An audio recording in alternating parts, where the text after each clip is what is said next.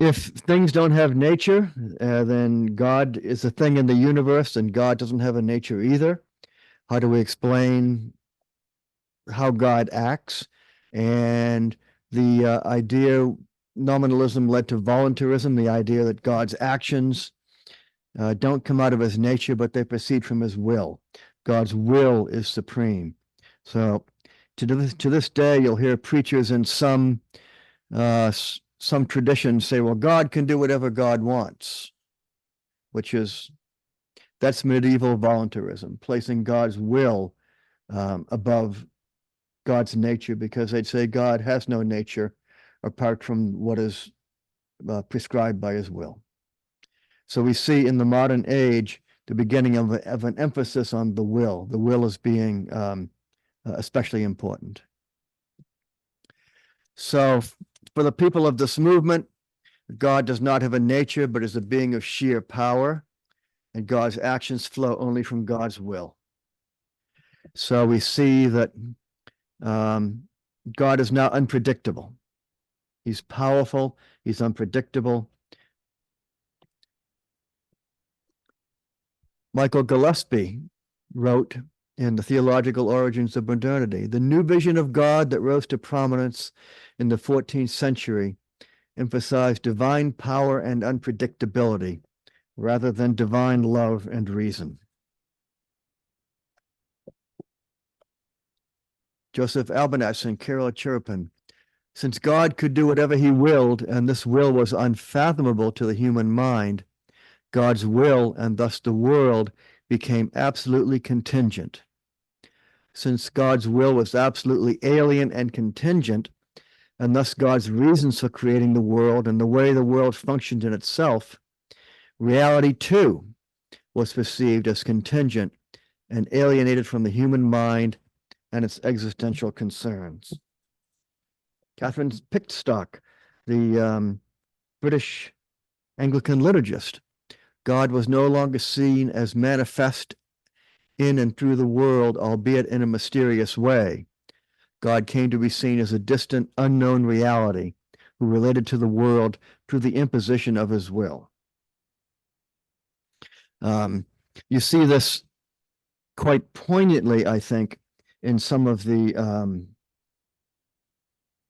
difficulties that Martin Luther experienced when he was trying to reform the church. Luther, like many of the theologians of the time, subscribed to the new nominalist view of things, and he was troubled because he couldn't be sure that he was forgiven. He couldn't be sure that he was saved. He kept going to the sacrament of penance again and again. How do I know that I made a good confession? How do I know that I really am forgiven? Hans Blumenberg wrote, since God could do whatever he willed, and this will was unfathomable to the human mind, God's will, and thus the world, became absolutely contingent. The situation out of which modernity originated is marked by a fundamental uncertainty about reality and an intense consciousness of insecurity. And this is really one of the focal points of this 4-class course here, is the uncertainty about reality and intense consciousness of insecurity. What that did to us as a people, as a civilization. What did we do to try to regain a sense of belonging in the world, to regain a sense that reality was safe, to regain some sense of security? What did that insecurity, what did that uncertainty about reality and our place in it lead to? And that's what I'm going to look at next week. Little touch. I'd say security was sought by limiting knowledge to the scientific, to what can be proven as a fact. everything else is rendered mere opinion. And through technology, we extend our control and manipulation of the natural world. I was thinking this week of two inventions, two things that were invented in China, and they were seen as novelties, interesting little things. But when they came to the West, we used them to conquer the world. The compass and gunpowder. Where would the age of discovery, where would the age of colonization have been without the compass and gunpowder? We put them to very different uses than the people of East Asia who had invented them. And then in the fourth week, we'll focus in on the prevailing economic order and how capitalism thrives on our feelings of insecurity, and capitalism needs insecurity in order to exist. So the modern situation, we have loss of belief in the good, the true, and the beautiful. There are no more universals. Loss of trust in the goodness of God's nature, because God has no nature now, only a will. Loss of trust in truths that are not scientifically provable. All of these things become mere opinion. Loss of trust in authority. And loss of a sense that our wills should be trained to accord with our nature or with the nature of the world. The world is now seen as something that we need to bend to our will, manipulate to our will, rather than conform our will, to train our wills, to educate our wills to accord with the way the world really is. The nominalist vision of the human person places a great emphasis on the human will. Subsequent developments lead to the human will becoming a self-creating will. I define myself, I create myself, I make my brand. You can trace this through to mid-20th century existentialism, especially in Sartre, and postmodernism, which assume that the essence of our nature is the freedom to redefine our natures at will. You see a lot of this in the recent French thought. I would say the result of not respecting the natural world, of not respecting our nature, is alienation from those.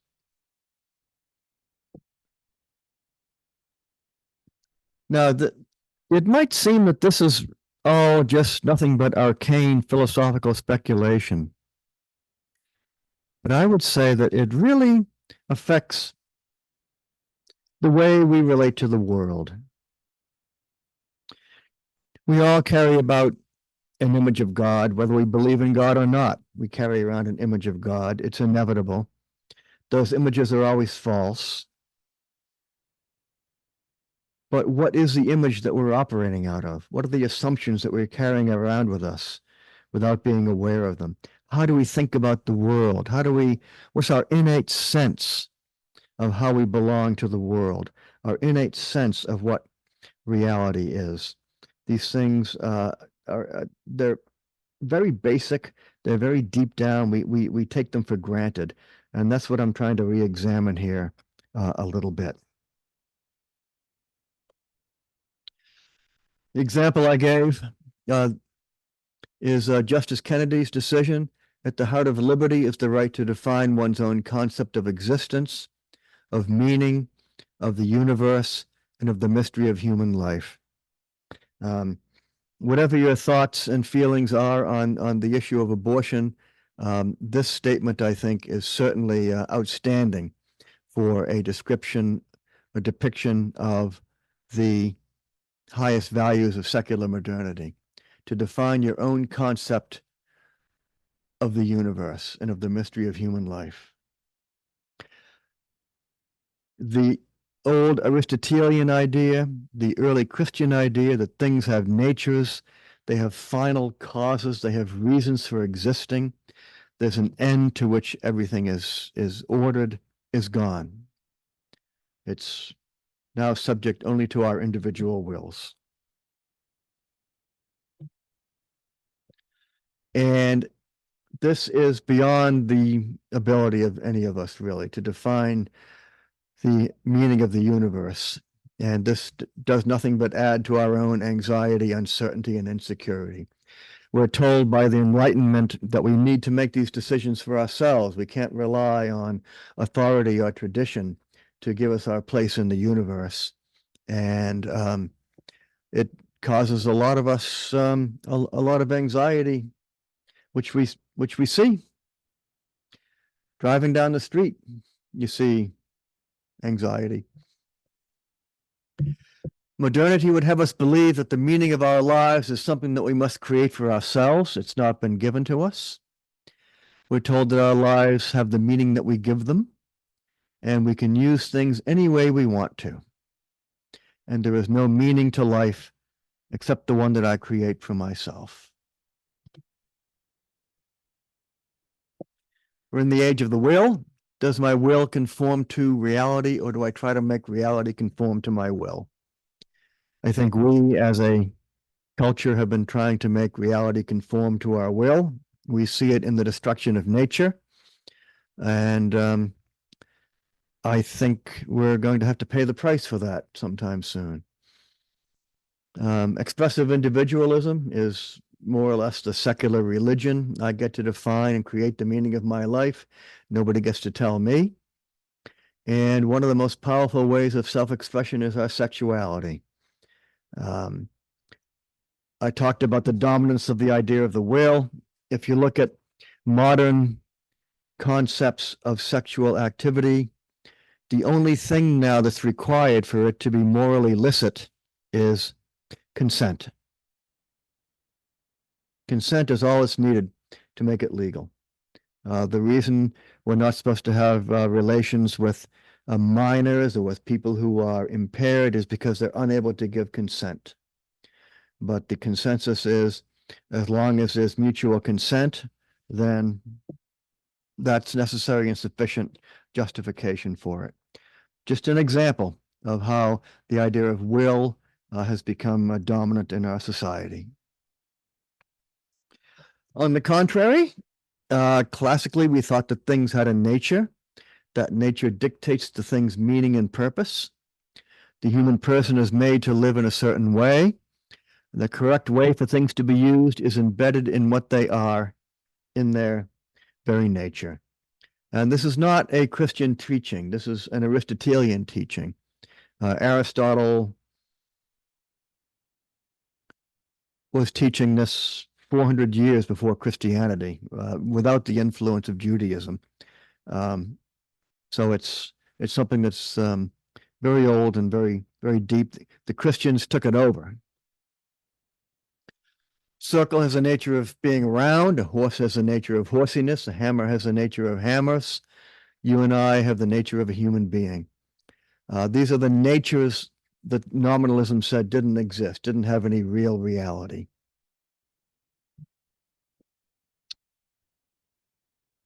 The traditional understanding was that God cannot change the nature of things.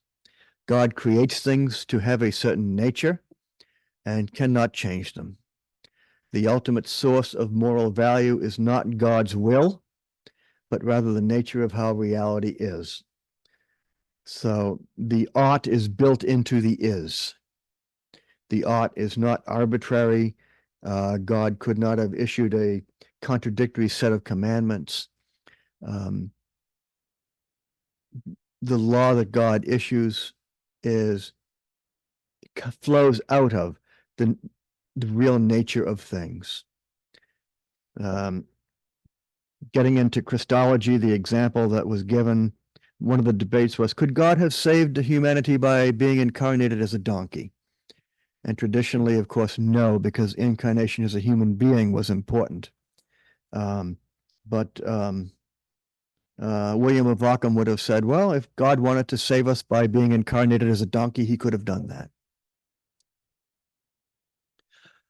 Right and wrong are not decided by God's will. They're embedded in the nature of things. Now, granted, the nature of things comes from God. They're created. We can discern right and wrong by looking at the nature of things. Things are not right or wrong because God says they're right or wrong, but rather God says they're right or wrong because they are right or wrong in themselves. The question came up last week, well, how do we discern this natural law? How do we know what's right and what's wrong? We'll get to the practice of the virtues a little later on tonight, but the important thing I'd say is not to get caught up with what the rules are, what the law is, but to realize that there are such things as final causes, there are such things as natures that are built into the reality of things, and it's up to us to learn what they are, to discern what they are, to conform our wills to the way of reality. What the details are probably less important than the realization of the fact that there is an external reality out there that has a nature. Things have natures. They're made to be used in a certain way. The human person is made to live in a certain way. The correct way for things to be used is embedded in what they are in their nature. And this gets into Christian anthropology. What is the human person? What is the right way to live? What is the right way to live together? This came out recently from Pope Francis. We do not create our nature, we hold it as a gift. So, I'm going to get a little Catholic now. Things have natures, ends, and purposes. This has been forgotten in the world today.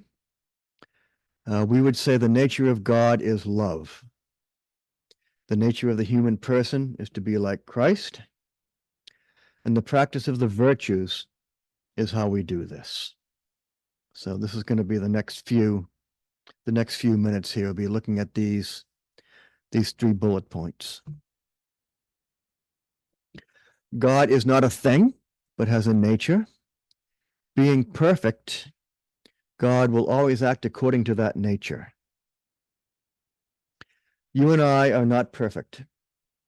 You and I do not act according to our nature. We violate our nature. We do selfish, stupid things.